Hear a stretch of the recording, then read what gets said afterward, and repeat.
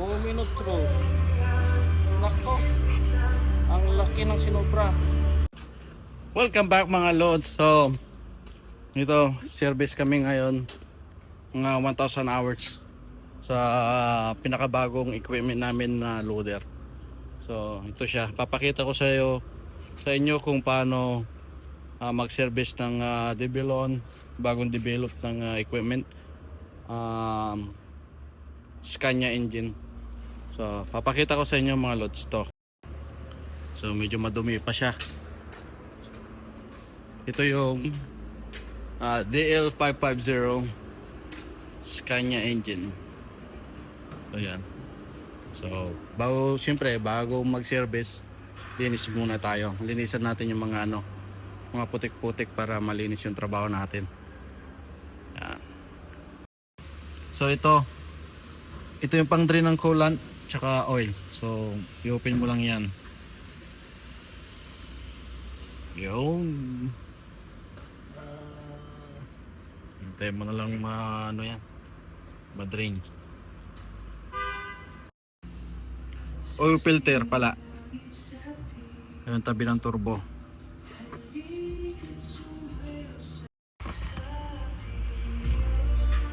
Dumi na rin. Madumi na rin. Sa kunin mo na yung bago. Yung o-ring boy. Yun, bago na. Ha?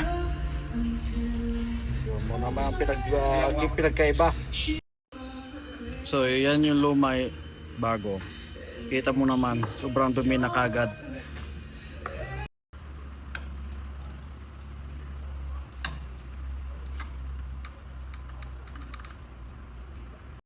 So, bali 25 Newton metric lahat.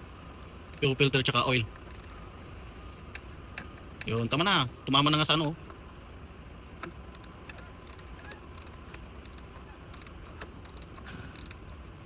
Yun. Sakto lang. So, 45 liters. So, gagawin namin 60.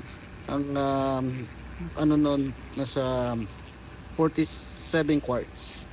So, dapat yung last two magiging 65 yan.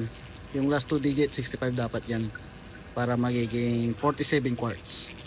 Yan, ang ganun karami ang oil ng Scania engine.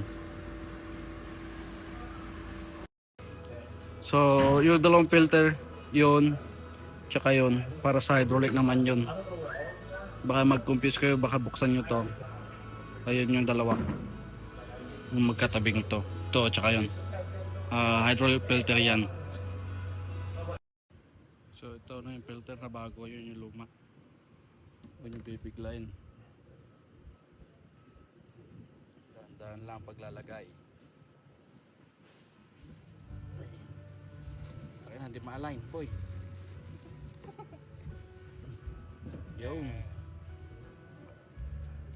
Strainer muna. Alisin mo muna yun.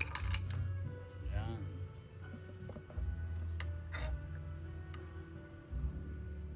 Magnet.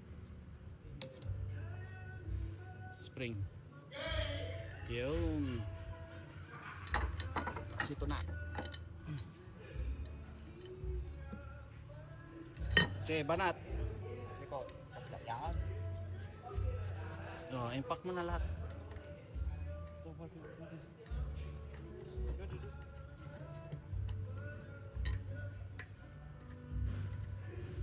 Che, impact.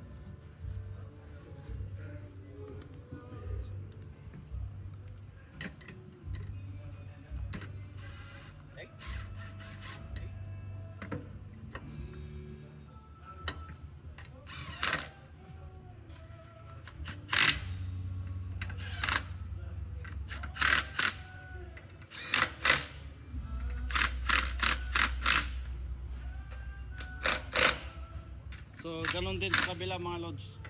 Yung katabi, ganun din. Isa pala, may nakalimutan ako sabihin. So, bago mo alisin pala yung filter, i-release mo muna yung pressure ng hydraulic tank. Itulak mo lang yan. Yan. Para ma-release yung pressure. Para kapag binuksan mo to, para hindi na umapaw yung hydraulic dito. So, push mo muna yan bago alisin pala to. kalimutan ko sabihin.